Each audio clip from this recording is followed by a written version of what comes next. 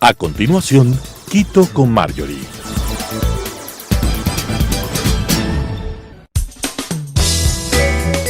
Clasificación A. Apto para todo público.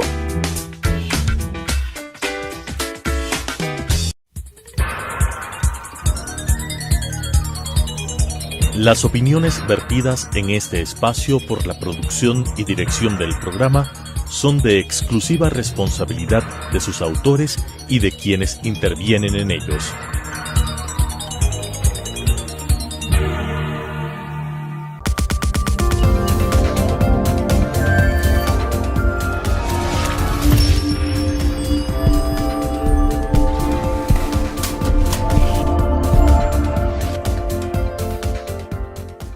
Amigas y amigos, bienvenidos. Soy Marjorie Chávez. Gracias por acompañarme en este nuevo espacio.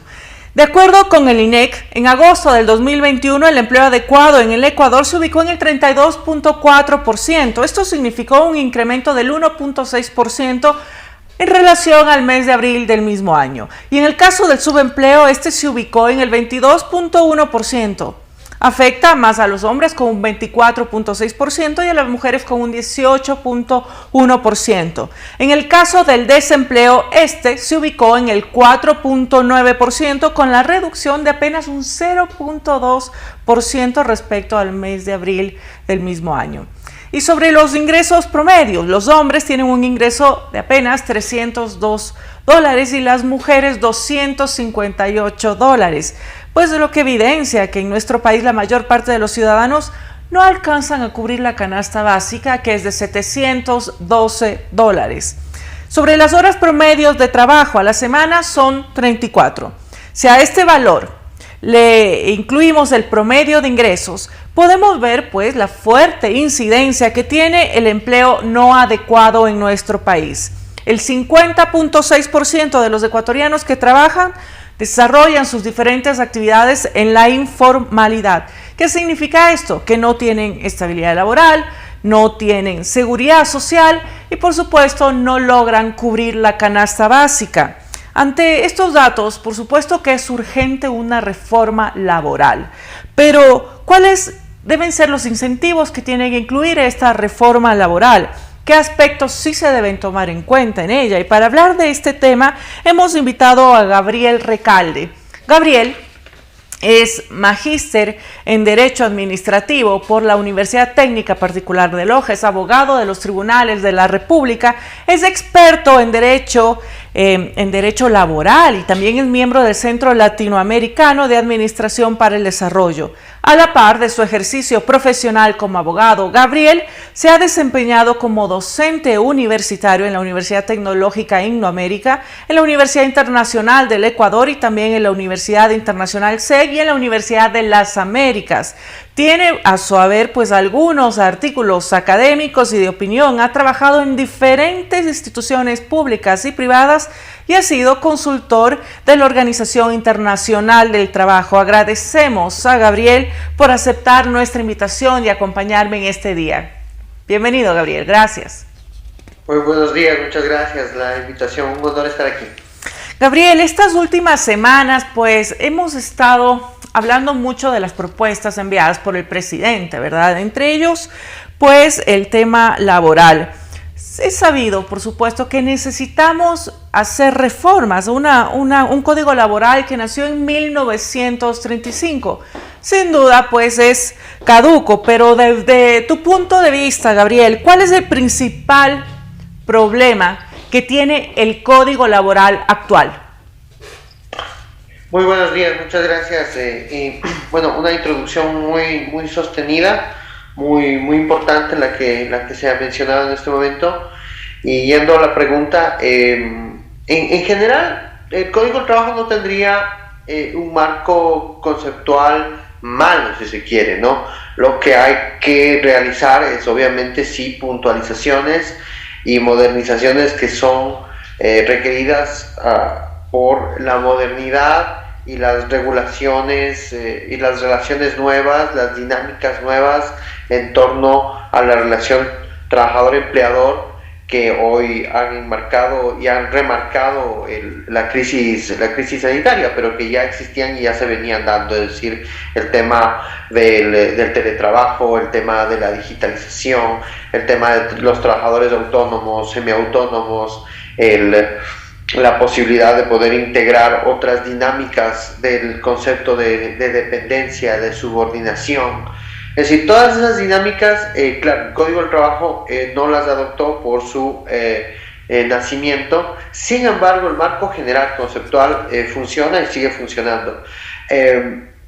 Abordar un nuevo Código del Trabajo o puntualizarlo y reformarlo implica tener en cuenta primero un escenario, y es muy importante, es que hay varias normativas regadas y dispersas a nivel laboral que son necesarias condensar. Primero, desde el hecho de que existen varios mandatos constituyentes, citando el mandato 2, el mandato 4, el mandato 8. Por otro lado, tenemos 4 o 5 leyes orgánicas que están reformando o haciendo algunas puntualizaciones en materia laboral, y me refiero a la Ley de Justicia Laboral, la Ley de Promoción del Empleo, la Ley de Prevención del Acoso Laboral y la Ley Humanitaria. Y otras 2 o 3 más menores que topan temas laborales, tanto en el Código del Trabajo como también en la LOCEP y la Ley de Empresas Públicas. ¿Por qué cito esto? Porque toda la arquitectura laboral no solo se resume en el tema del Código del Trabajo, sino en materias y en otras normas indirectas, ¿no? Me refiero sobre todo porque las regulaciones del Código del Trabajo también rigen en el sector público.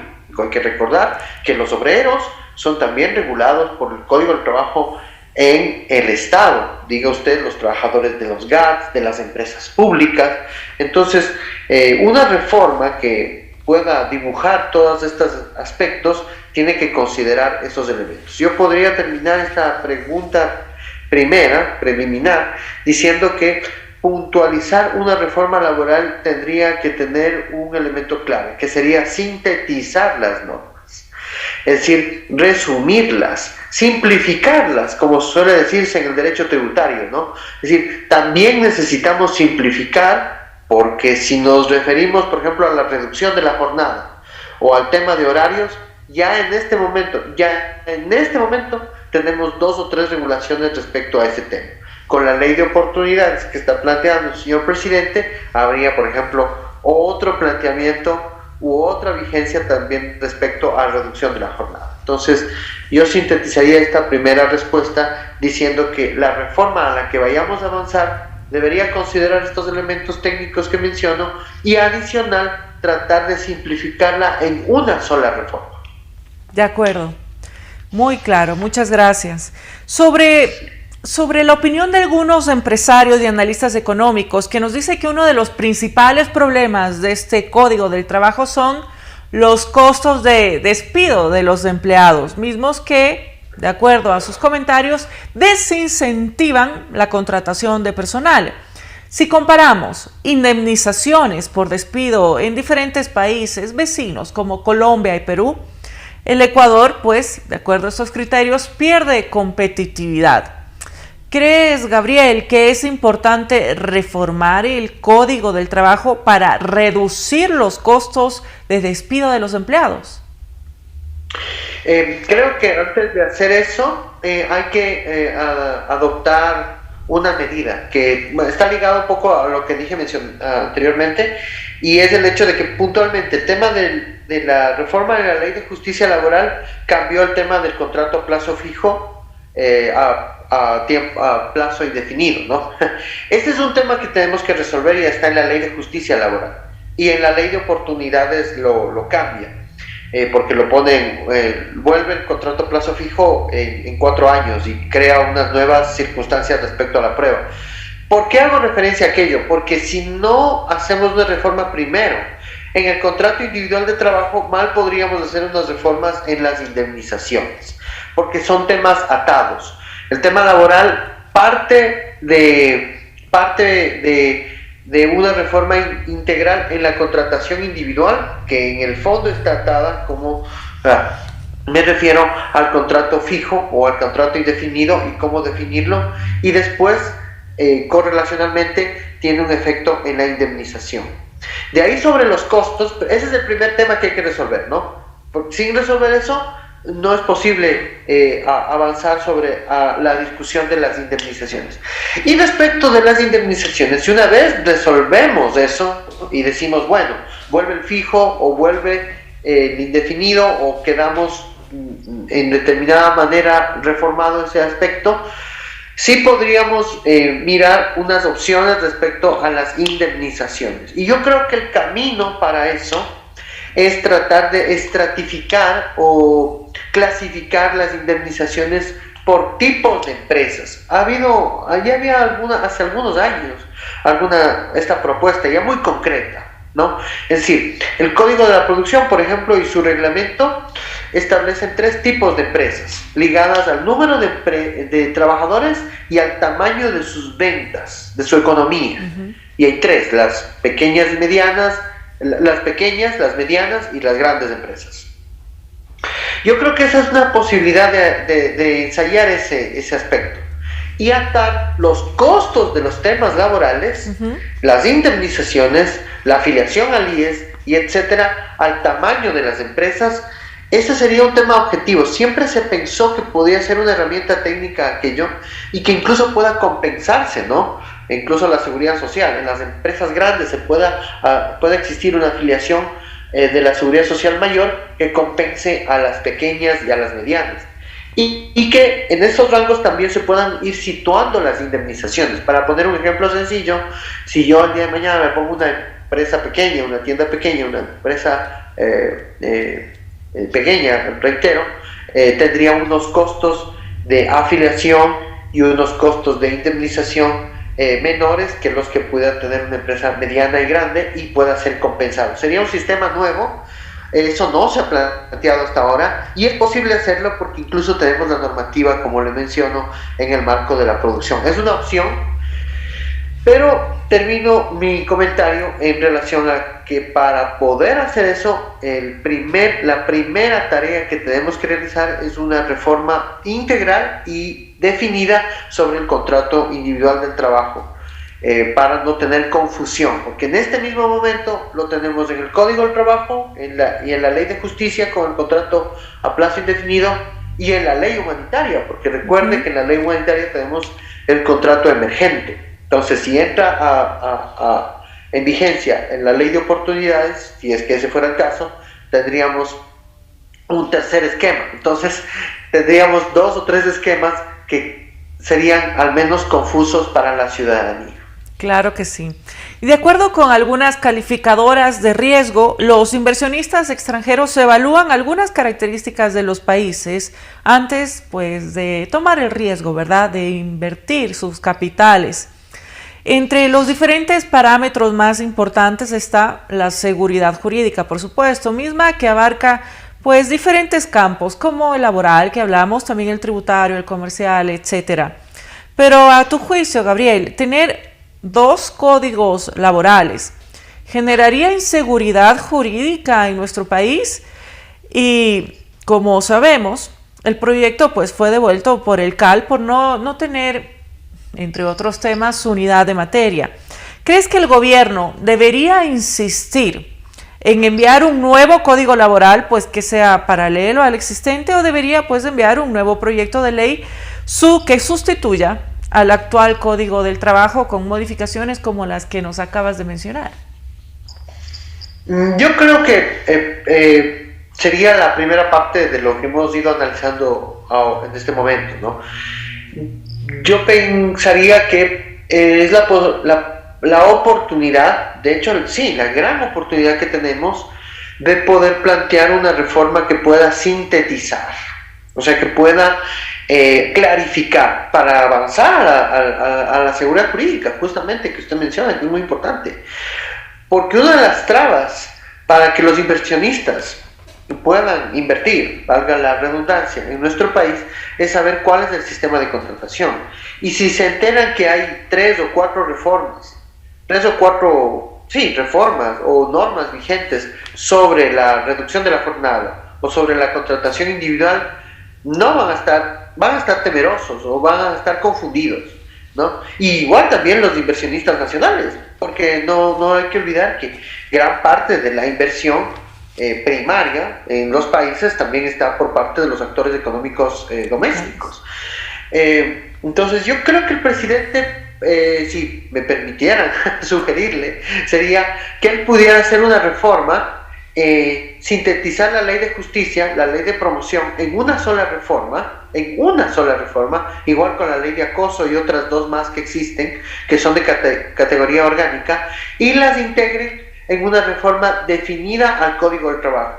Y darnos un tiempo para diseñar un nuevo Código del Trabajo. Porque esto de tener dos códigos o dos leyes sobre una misma materia, más allá incluso del análisis jurídico, como usted muy bien refería, va a causar también confusión a los inversionistas. Va a ser al menos difícil decirle a un inversionista doméstico o internacional, peor, decirle, mira, el esquema laboral en el Ecuador es el siguiente, y comienzas a hacer una explicación un poco compleja, ¿no? Entonces, más fácil sería al inversionista decirle, mire, en Ecuador las condiciones de las relaciones laborales y sociales son estas, claro, y estas son tus alternativas, y mira tú cómo vas a diseñar tu estructura empresarial para invertir. Va a ser fácil. Entonces, yo creo que para finalizar, el gobierno tiene la oportunidad de enviar esta reforma que sintetice las dos normas, que entorpecen, que se contradicen. Tal vez, permítame decirle, tal vez no ha existido, y lo digo con mucho respeto, tal vez no ha existido un análisis más prolijo de lo que existe hoy en materia laboral. Es decir, tal vez habría que sentarse a hacer un análisis mucho más correcto, mucho más técnico, y ahí tal vez se pueda descubrir que sí existen algunas normas que hoy se están contradiciendo o se están repitiendo en algunas leyes. Otra cosa, que aun cuando es caduco, o se puede también tachar de algunas maneras del Código del Trabajo antiguo, hay que recordar que el Código del Trabajo sí tiene algunas alternativas que pueden ser utilizadas por los empresarios en este momento, para que puedan ser menos costosos. Hay, por ejemplo, el contrato de obra cierta dentro del giro del negocio, que habría que ver si se le puede hacer unos ajustes. En la ley de oportunidades, por ejemplo, de una manera correcta, me parece, se elimina el 35% del recargo a los contratos ocasionales y a los eventuales discontinuos. Tal vez ahí ponerle algún ajuste al contrato por temporada y a estos. Es decir, creo que sí pudiera hacerse una... yo no podría calificar si la reforma del señor presidente está bien o está mal, pero lo que yo sí podría decir es que pudiera integrarse una forma más simplificada y tal vez descubrir algunos elementos técnicos que tal vez no han estado visibilizados. De acuerdo, muy claro. Y sobre, digamos, si revisamos la historia, ¿verdad? Cuando hablamos de las reformas laborales, estas siempre han generado tensión social en nuestros países. Recordemos la época de Osvaldo Hurtado, Rodrigo Borja, Sixto Durán Ballén, Yamil Maguad, Gustavo Noboa. Pues al final sus propuestas derivaron en huelgas, en diferentes convocatorias de dirigentes sociales. Y tomando en cuenta esto, el gobierno nacional pues tampoco dispone de una mayoría en la Asamblea Nacional, y pues hay organizaciones sociales que han manifestado de entrada su oposición al gobierno. ¿Cuáles son los cambios que el presidente pues más bien debería tomar en cuenta para lograr generar un consenso entre estos diferentes actores, diferentes gremios de trabajadores, pero también hacerlo al mismo tiempo con el sector empresarial? Muy bien, yo creo que asimismo en el gobierno del encuentro, que lo ha definido el señor presidente, y en la tarea de diálogo, coincide total y directamente con el derecho laboral y social. O sea, de hecho es uno de los elementos que conecta de manera directa. Creo que es la oportunidad de que él pueda sentar a los trabajadores y los empleadores y dibujar una reforma y plantear una reforma que pueda estar en sintonía de algunos elementos claves que pueden estar en consonancia los dos. Es decir, porque el ejercicio hasta ahora ha sido unilateral, y está bien. porque para eso es el Ejecutivo. Y está correcto que él plantee lo que mejor considere para el país, analizándolo, ¿no? Pero creo que podría integrar a los actores y generar un espacio de diálogo para identificar 3 o 4 cosas de las que más o menos he mencionado yo en este momento. Uh-huh. Y una de esas es el tema del contrato a plazo fijo, fortalecer de alguna manera la contratación colectiva para integrar a grupos de las modalidades que hoy no existen, que mencionaba, el teletrabajo, el trabajo digital, el trabajo autónomo, el trabajo semiautónomo, etcétera, una serie de categorías laborales nuevas que no están y que hacen que exploten de alguna forma las cifras que usted mencionó al inicio. Uh-huh. Entonces, ese tipo de cosas yo creo que sí se van a poder poner de acuerdo los empleadores y los trabajadores. Entonces, hay elementos que se contradicen por sus posturas políticas o por sus visiones. Pero si tal vez a los actores les hacemos trabajar sobre aspectos puntuales y técnicos, créanme que estoy casi seguro, y por mi actividad profesional, incluso en asesoría sobre temas laborales y de consensos, estoy seguro que van a llegar a acuerdos. Estoy seguro que van a poder dibujar 4 o 5 aspectos en los que nos vamos a poner de acuerdo. De acuerdo, Gabriel, pero hay un tema que es digamos, controversial, ¿verdad? Es cómo hacemos las reformas necesarias para flexibilizar ciertas relaciones sin que esto signifique precarizar las condiciones del empleador. Esto es un tema que va a ser un punto importante, ¿verdad? Claro. Yo creo que si hacemos las tareas previas que hemos analizado, sí se puede lograr un equilibrio entre flexibilizar y mantener derechos. Sí se puede. Es decir, condensar las normas y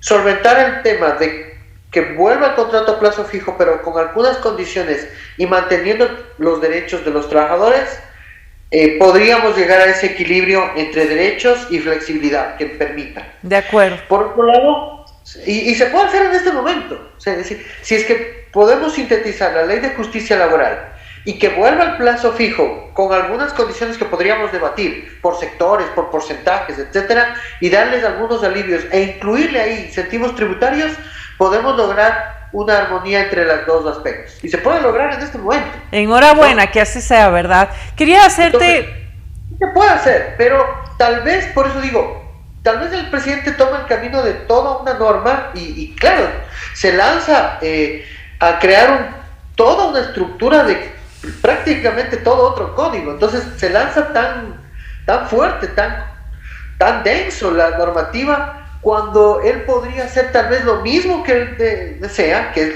darle un poco más de flexibilidad a los costos y etcétera, pero identificando reformas puntuales que existen en las leyes que me permito citar. Entonces, pero para hacer eso sería un tema muy importante para el presidente, tratar de hacer eso, un consenso, previo un diálogo, aun cuando los actores le digan que no. Bueno, ese es el desafío, ¿verdad?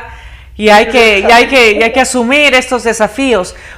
Estamos ya por terminar. Te quería hacer una última pregunta. El 11 de octubre se anunciaron los ganadores del Premio Nobel de Economía. Entre ellos se encuentra el economista canadiense David Card, a quien se le otorgó el premio por sus investigaciones sobre los efectos del salario mínimo, la inmigración y la educación sobre el mercado laboral. En uno de sus estudios demostró él empíricamente que el aumento del salario mínimo no reduce los puestos de trabajo. Tomando esto como referencia, ¿el gobierno podría cumplir su oferta de campaña y subir el salario básico a $500 hasta el año 2025 sin generar rechazo de los sectores empresariales ni contraer el mercado laboral? ¿Crees que es posible? Bueno, yo no sé con qué parámetros el Ejecutivo planteó o sigue y debe sostener su propuesta sobre el incremento de $25, pero técnicamente yo puedo decir que la subida del salario básico nominal desde algunos años, desde el 2007, desde el 2008, ha sido progresiva, atada a los índices macroeconómicos, y en ninguno de esos casos llegó a $25 por año. Es decir, un elemento técnico que debemos entender es que para cumplir el tema de los $500, al menos debería que existir un crecimiento del salario en ese valor. Y el histórico de la subida del salario básico no da cuenta de ese porcentaje tan ambicioso, por decirlo.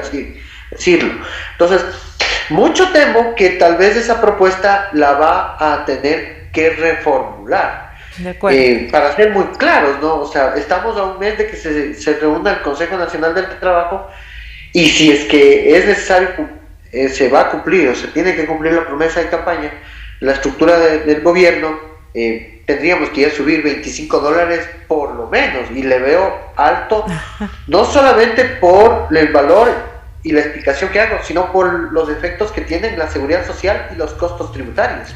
Hay que entender que una vez que yo subo los costos laborales, hago un efecto directo a otros costos en relación a la seguridad social, que es otro impuesto, por decir así. Muchas gracias. Y el tributario también, obviamente. Claro que sí. Entonces, estamos con el tiempo, Gabriel, ya me están apurando, el tiempo se nos queda corto, pero te agradezco, y como pues este tema es muy amplio, espero contar con tu compañía nuevamente. Muchas gracias. Amigas y amigos, las reformas laborales siempre serán un tema complejo, sobre todo si estas tratan de sustituir a un código laboral que lleva 80 años en nuestro país. Todo gobierno pues se juega una parte importante de su capital político al momento de impulsar nuevas reformas de contratación y modificación de las condiciones de despido y en las leyes que generan cambios en los ingresos que puede percibir un trabajador. Es importante que el gobierno nacional pueda escuchar a diferentes sectores antes de remitir nuevamente su proyecto de ley a la Asamblea Nacional. Se debe alejar cualquier insinuación de conflictividad en el país, ya que todos perdemos si nos enfrascamos en tensiones estériles que no le aportan nada a nuestro país. Agradezco nuevamente a nuestro invitado y espero que este programa haya sido de su interés. Muchas gracias, soy Marjorie Chávez.